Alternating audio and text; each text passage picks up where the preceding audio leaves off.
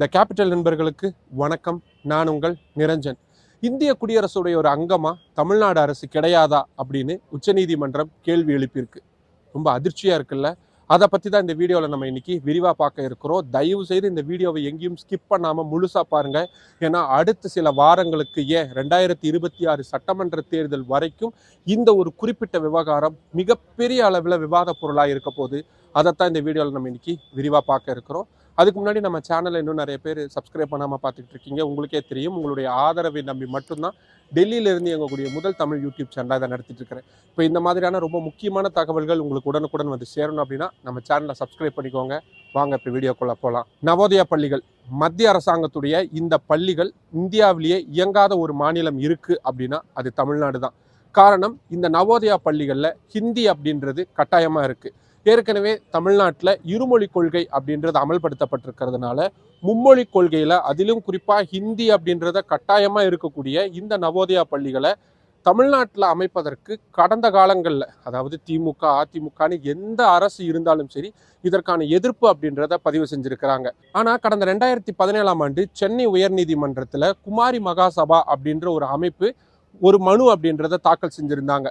இந்த வழக்கை விசாரித்த சென்னை ஹைகோர்ட் தமிழ்நாட்டில் ஒவ்வொரு டிஸ்ட்ரிக்ட்லையும் இந்த நவோதயா பள்ளிகளை அமைக்கிறதுக்கான பணிகளில் பூர்வாங்க வேலைகளை தொடங்குங்க அப்படின்ற ஒரு உத்தரவு அப்படின்றது போடப்பட்டிருந்தது. இதுக்கு எதிராக அப்போ ஆட்சியில் இருந்த அதிமுக அரசு சார்பாக உச்சநீதிமன்றத்தில் மேல்முறையீடு அப்படின்றது செய்யப்பட்டிருந்தது. 2017ஆம் ஆண்டே சென்னை ஹைகோர்ட் கொடுத்த அந்த உத்தரவுக்கு இடைக்கால தடை அப்படின்றதும் விதிக்கப்பட்டிருந்தது. அதுக்கப்புறமா அந்த வழக்கு விசாரிக்கப்படாமலேயே இருந்துட்டு வந்த சூழல்ல கடந்த சில வாரங்களுக்கு முன்னாடி தான் உச்சநீதிமன்றத்தில் விசாரணைக்கு வந்திருந்தது. அப்போது தமிழ்நாடு அரசு இந்த விவகாரத்தில் நீங்கள் மத்திய அரசு கூட உட்கார்ந்து பேசுங்க, இந்த பள்ளிகளை தமிழ்நாட்டில் அமல்படுத்துறதுக்கு செயல்படுத்துறதுக்கான ஏதாவது ஒரு ஐடியா இருக்குமா அப்படின்றத உட்காந்து மத்திய அரசு கூட பேசுங்க அப்படின்ற ஒரு அறிவுறுத்தலை மட்டும் கொடுத்திருந்தாங்க. இந்த சூழலில் இன்னைக்கு உச்சநீதிமன்ற நீதிபதி நாகரத்னா மற்றும் ஆர் மகாதேவன் ஆகியோர் அடங்கிய அமர்வு முன்னாடி இந்த வழக்கு மீண்டும் விசாரணைக்கு வந்தது. அப்போது தமிழ்நாடு அரசு சார்பாக மூத்த வழக்கறிஞர் வில்சன் அவர்கள் ஆஜராகியிருந்தார். அவர் இந்த நவோதயா பள்ளிகளை எக்காரணத்தை கொண்டும் தமிழ்நாட்டில் கொண்டு வர முடியாது, ஏன்னா எங்களுடைய மொழி கொள்கைக்கு அது எதிராக இருக்குது. ஏன்னா நாங்கள் இருமொழி கொள்கை அப்படின்றத பின்பற்றுறோம், அதே சமயத்தில் மும்மொழி கொள்கையை நாங்கள் எதிர்க்கிறோம். குறிப்பாக ஹிந்தி கட்டாயம் அப்படின்றத, ஹிந்தி திணிப்பு அப்படின்றத எங்கள் மாநிலத்தில் கடுமையாக நாங்கள் எதிர்த்துட்டு இருக்கிறோம். இன்னைக்கு நேற்று இல்லை, கடந்த காலங்கள்லையும் இந்த ஹிந்திக்கு எதிரான மொழிப்போர் அப்படின்றத செஞ்ச ஒரு மாநிலமாக நாங்கள் இருக்கிறோம். அதனால எக்காரணத்தை கொண்டும் இந்த பள்ளிகளை எங்களுடைய மாநிலத்தில் அனுமதிக்க மாட்டோம் அப்படின்ற ஒரு விஷயத்த சொல்லியிருந்தாங்க. அதை பொறுமையாக கேட்டுக்கிட்டு இருந்த உச்சநீதிமன்ற நீதிபதி நாகரத்னா ஒரு கட்டத்துக்கு அப்புறமா அவங்க பேச தொடங்கினாங்க. என்ன சொல்கிறாங்க, நவோதயா பள்ளிகள் அப்படின்றது ஹிந்தி திணிப்பை கட்டாயமாக செய்யுதுன்னு நீங்கள் ஏன் நினைக்கிறீங்க? இதை ஹிந்தி இம்போசிஷன் அப்படின்னு நீங்கள் நினைக்காம இது தமிழ்நாடு பள்ளி மாணவர்களுக்கான ஒரு வாய்ப்பாக நீங்கள் ஏன் பார்க்கக்கூடாது? ஏன்னா ஆந்திர பிரதேசம், தெலங்கானா, ஆந்திரான்னு ரெண்டாக பிரிஞ்சப்போ அதுக்கான பலன் அப்படின்றது அந்த மாநிலங்களுக்கு கிடைச்சதை விட உங்களுக்கு தான் நிறைய கிடைச்சிது. ஏன்னா தென் மாநிலத்திலேயே இண்டஸ்ட்ரி ஆகட்டும் மற்ற எல்லா விஷயங்கள்லையும் ரொம்ப சிறப்பாக இருக்கக்கூடிய மாநிலமாக நீங்கள் தான் இருக்கிறீங்க. அதனால மத்திய அரசு கொண்டு வரக்கூடிய இப்படியான முக்கியமான திட்டங்களை நீங்கள் ஏன் அமல்படுத்தக்கூடாது? ஏன் தமிழ்நாட்டில் இருக்கக்கூடிய மாணவர்களை சப்ரஸ் பண்ணுறீங்க, ஏன் நீங்கள் அழுத்தத்துக்கு உள்ளாக்குறீங்க அப்படின்ற ஒரு கேள்வி எழுப்புறாங்க. அதுக்கு தமிழ்நாடு சார்பாக ஆஜராகிய இந்த மூத்த வழக்கறிஞர் வில்சன் கடுமையான எதிர்ப்பை பதிவு செஞ்சிருந்தார். நீங்கள் அப்படிலாம் சொல்லவே சொல்லாதீங்க, தமிழ்நாட்டை பார்த்து அப்படியான கேள்விகளை நீங்கள் கேட்கவே கேட்காதீங்க. ஏன்னா இன்னைக்கும் தமிழ்நாடு தான் தேசிய அளவில் மாணவர் சேர்க்கை அப்படின்றதுல சிறப்பான இடத்துல இருக்கிறாங்க. உயர்கல்வியில் ரொம்ப சிறந்து இருக்கக்கூடிய மாநிலமாக நாங்கள் தான் இருக்கிறோம். எங்கள் மாநில மக்களுக்கு என்ன செய்யணும் அப்படின்றது எங்கள் மாநிலத்தை ஆளக்கூடிய அரசுகளுக்கு நல்லாவே தெரிஞ்சிருக்கு. அதனால தமிழ்நாடு அரசு தமிழ்நாடு மாணவர்களை அழுத்தத்துக்கு உள்ளாக்குது அப்படின்ற வார்த்தைகளை பயன்படுத்தாதீங்க அப்படின்ற அவர் சொன்னார். உடனே அதுக்கும் குறுக்கிட்ட நீதிபதி நாகரத்னா அவர்கள், முதல்ல உங்கள் மாநிலம் உங்கள் அரசு அப்படின்றத சொல்கிறத நிப்பாட்டுங்க. உங்களுடைய இந்த அரசியல் விஷயங்களை தயவுசெய்து நீதிமன்றத்திற்கு கொண்டு வராதிங்க. ஏன்னா நாங்கள் உங்கள் மாநில மாணவர்களுடைய நலனுக்காக தான் நாங்கள் பேசிகிட்டு இருக்கிறோம். மத்திய அரசு இப்படியான ஒரு முக்கியமான திட்டத்தை கொண்டு வராங்க, அதில் சேர்ந்து படித்தா உங்கள் மாணவர்களுக்கு தானே நல்லது கிடைக்க போகுது அப்படின்ற ஒரு விஷயத்த அவங்களுடைய கருத்தாக சொன்னாங்க. அதுக்கு மீண்டும் தமிழ்நாடு அரசு சார்பாக எதிர்ப்பு அப்படின்றது பதிவு செய்யப்பட்டது. புதிய தேசிய கல்விக் கொள்கை அப்படின்றத கொண்டு வந்திருந்தாங்க. அந்த கொள்கைக்கு கீழே இந்த சமக்கரா சிக்ஷா அப்படின்ற பள்ளிகளுக்கான ஒரு மிக முக்கியமான திட்டம் இருக்கு. ஆனா அது எங்களுடைய மாநில கொள்கைகளுக்கு எதிராக இருக்கு அப்படின்றதுக்காக நாங்கள் அதை ஏத்துக்காம இருக்கிறோம். எங்களுடைய உணர்வுகளுக்கும் எங்களுடைய மக்களுடைய முடிவுகளுக்கும் மரியாதை கொடுக்க வேண்டிய மத்திய அரசு அதை நிராகரிக்கிறாங்க, எங்களை வஞ்சிக்கிறாங்க.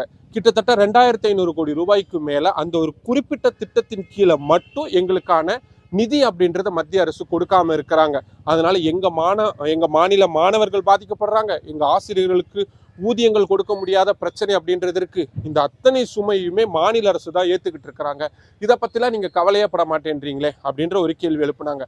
அதுக்கு மீண்டும் குறிப்பிட்ட நீதிபதி நாகரத்னா அவர்கள், தயவு செய்து உங்க அரசியல் அப்படின்றத கொண்டு வராதீங்க அப்படின்றது மீண்டும் சொன்னதோடு மட்டும் இல்லாம, நீங்க மத்திய அரசுகிட்ட உட்கார்ந்து பேசுங்க. உங்களுடைய அதிகாரிகளை மத்திய அரசு கூட அனுப்பி வச்சு அவங்களோட உட்கார்ந்து பேசி இதுல என்ன பிரச்சனை இருக்கு, இதுல என்ன சிக்கல் இருக்கு, அதை எப்படி சரி செய்யலாம் அப்படின்றத உட்கார்ந்து பேசி முடிவு பண்ணுங்க அப்படின்றத மீண்டும் அவங்க சொல்றாங்க. அதுக்கு மீண்டும் தமிழ்நாடு அரசு சார்பா நாங்க பல மாதங்களா பல வருடங்களா இதுக்காக போராடிக்கிட்டு இருக்கிறோம். நீதிமன்றங்களை வழக்கு போட்டிருக்கிறோம், நாடாளுமன்றத்துல பேசுறோம், பொதுவெளிகளில் பேசுறோம், எங்களுக்கு எதுவுமே கிடைக்க மாட்டேங்குது அப்படின்றத சொன்னாங்க.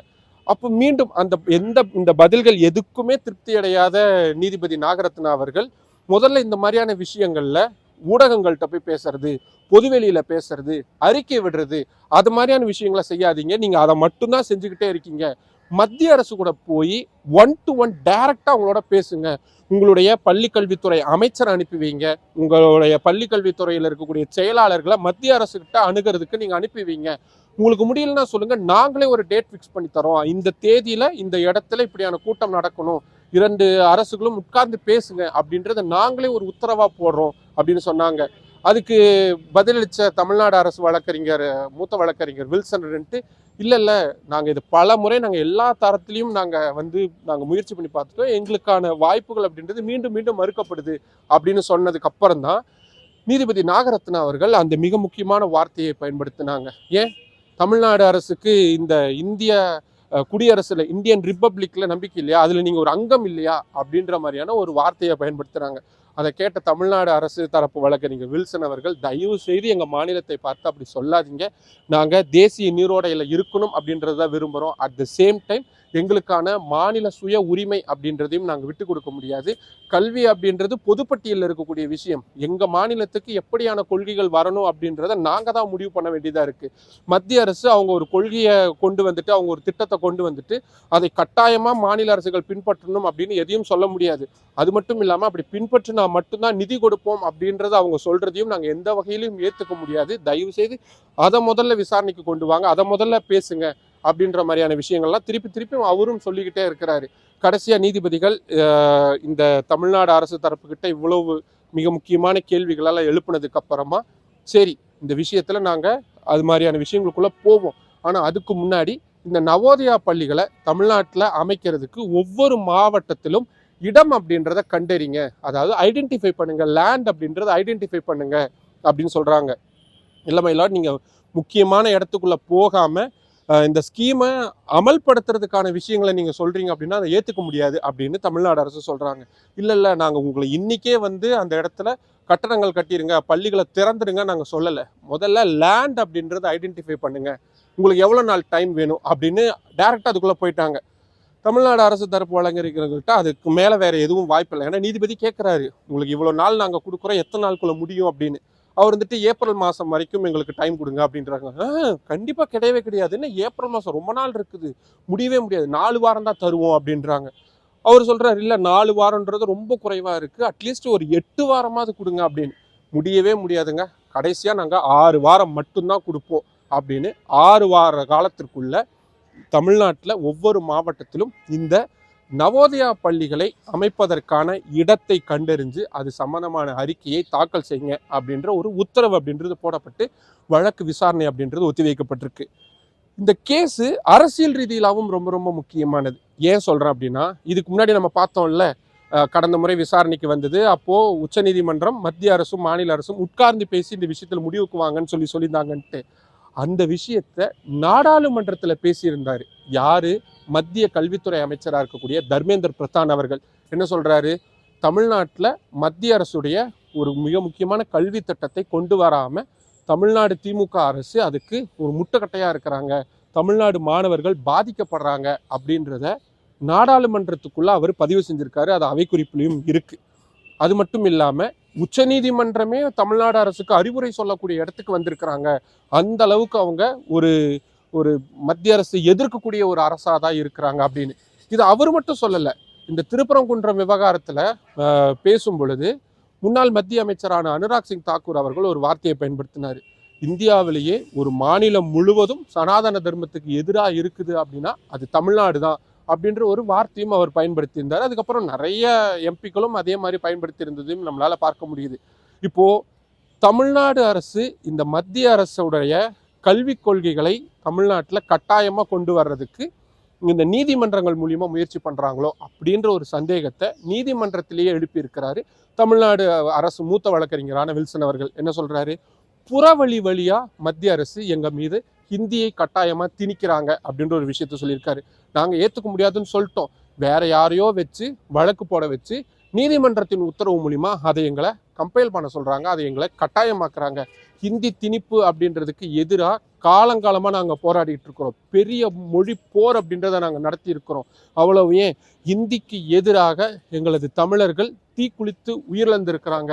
அப்பேற்பட்ட மரபு கொண்டது எங்களுடைய தமிழ்நாடு அரசு, எங்களுடைய தமிழ்நாடு மக்களுடைய உரிமைகள் மரபுகள் அப்படின்றதையும் அவர் ரொம்ப ஒரு டீட்டெயில்டான ஒரு ஆர்குமெண்ட்ஸாகவே போச்சு. கிட்டத்தட்ட 1 மணி நேரத்துக்கு மேலே இந்த வழக்கு விசாரணை ரொம்ப டீட்டெயில்டாக போச்சு. ஸோ இப்போ தமிழ்நாடு அரசுக்கிட்ட வேறு வழி இல்லை. உச்சநீதிமன்றம் கேட்டிருக்கக்கூடிய அந்த இடங்களை தேர்வு செய்து அந்த அறிக்கையை கொடுத்தே ஆகணும். ஆனால் இது வெறும் நீதிமன்றம் சார்ந்த விஷயமா மட்டும் இல்லாமல் அரசியல் தளத்தில் இது ஒரு மிகப்பெரிய பேசு பொருளாக மாறப்போகுது. தயவு செய்து இந்த மொழி சம்பந்தமான பிரச்சனைகளையும் உங்களுடைய அரசியலையும் நீதிமன்றத்துக்குள்ளே கொண்டு வராதிங்க அப்படின்னு நீதிபதி, உச்ச நீதிமன்ற நீதிபதியான நாகரத்னா அவர்கள் சொல்லியிருக்கிறாங்க. ஆனால் வெளியே நிச்சயமாக அது நடக்கதா போகுது. 2026 சட்டமன்ற தேர்தல் நெருங்கக்கூடிய சூழல்ல, ஏற்கனவே திருப்பரங்குன்றம் விவகாரம் ஒரு பக்கம் கொழுந்து விட்டு எரிஞ்சுக்கிட்டு இருக்கக்கூடிய சூழல்ல இப்போ இன்னொரு விவகாரமா இந்த மொழி சார்ந்த பிரச்சனை, ஹிந்தி திணிப்பு சார்ந்த பிரச்சனை, மொழிப்போர் சம்பந்தமான வரலாறுகளை மீண்டும் பேசக்கூடியது அப்படின்றது மீண்டும் தொடங்க போகுது. அதனால தான் இந்த வீடியோவோட ஆரம்பத்திலேயே சொன்னேன், இப்போ நம்ம பேசிக்கிட்டு இருக்கக்கூடிய இந்த விவகாரம் தான் அடுத்த சில வாரங்களுக்கு, அடுத்த சில மாதங்களுக்கு அதிமுக்கியமான பேசு பொருளாக இருக்க போகுது அப்படின்றத மாற்று கருத்து இல்லை. இப்போ உச்சநீதிமன்றம் இந்த வழக்கில் தமிழ்நாடு அரசை அணுகி இருக்கக்கூடிய விதத்தை நீங்கள் எப்படி பார்க்குறீங்க? அஃப்கோர்ஸ் இதில் அதிமுக எதுவுமே சொல்ல முடியாது. ஏன்னா அதிமுக தான் இந்த சென்னை உயர்நீதிமன்றத்து உத்தரவுக்கு எதிராக உச்சநீதிமன்றத்தில் மேல்முறையீடு செஞ்சவங்க. அதையே தான் திமுக அரசும் கண்டினியூ பண்ணுறாங்க. ஸோ பொலிட்டிக்கலாக எல்லா கட்சியும் இதில் ஒன்றிணைவாங்களா, இல்லை அவங்களுக்குள்ள ஏதேனும் இப்போ கூட்டணி இருக்குது, பாஜக கூட அதிமுக கூட்டணியில் இருக்கிறாங்க அப்படின்றதுனால அவங்களுடைய நிலைப்பாடு மாறுமா? இதெல்லாம் தான் ரொம்ப இன்ட்ரெஸ்டிங்கான விஷயமா இருக்க போது. இதை பற்றி நீங்கள் என்ன நினைக்கிறீங்க? அதிமுக எப்படியான நிலைப்பாட்டை எடுக்க போகிறாங்க? பாரதிய ஜனதா கட்சி இதை வச்சு என்ன பண்ண போகிறாங்க? இதை பற்றி உங்களுக்கு என்ன கருத்து தோணுனாலும் அதை கீழே கமெண்ட் பாக்ஸில் சொல்லுங்கள். மற்றும் ஒரு வீடியோவில் சந்திக்கலாம். நன்றி. நம்மளோட அந்த கேபிட்டல் சேனலை இன்னும் நிறைய பேர் சப்ஸ்கிரைப் பண்ணாமல் பார்த்துட்டு இருக்கீங்க. உங்களுக்கே தெரியும், உங்களுடைய ஆதரவை நம்பி மட்டும்தான் டெல்லியிலிருந்து எங்கக்கூடிய முதல் தமிழ் யூடியூப் சேனலை தான் நடத்திட்டு இருக்கிறேன். இப்போ இந்த மாதிரியான ரொம்ப முக்கியமான தகவல்கள் உங்களுக்கு உடனுக்குடன் வந்து சேரணும் அப்படின்னா நம்ம சேனலை சப்ஸ்கிரைப் பண்ணிக்கோங்க. நம்ம வீடியோஸை நிறைய பேர் கொண்டு போய் சேருங்க, லைக் பண்ணுங்கள், கமெண்ட் பண்ணுங்கள். உங்களுடைய ஆதரவை அதிக அளவில் தாருங்கள். நன்றி.